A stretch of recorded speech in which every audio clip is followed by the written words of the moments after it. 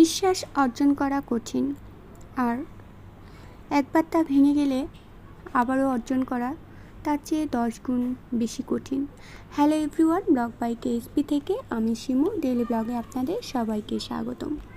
হ্যাঁ, বিশ্বাস অর্জন করা কঠিন, আর সেই বিশ্বাসটা যদি একবার ভেঙে যায় তা আবারও ফিরে পেতে আপনার 10 গুণ পরিশ্রম করতে হবে।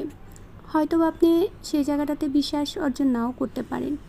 তাই কেউ যদি আপনাকে অন্ধের মতো বিশ্বাস করে তাহলে আপনি তার বিশ্বাসে মূল্য দিতে চেষ্টা করুন, কিন্তু ভুল করেও আপনি তার অন্ধত্বের পরীক্ষা নিতে যাবেন না।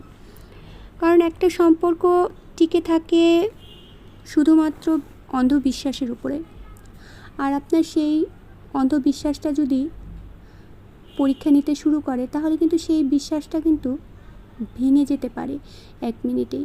আর সেই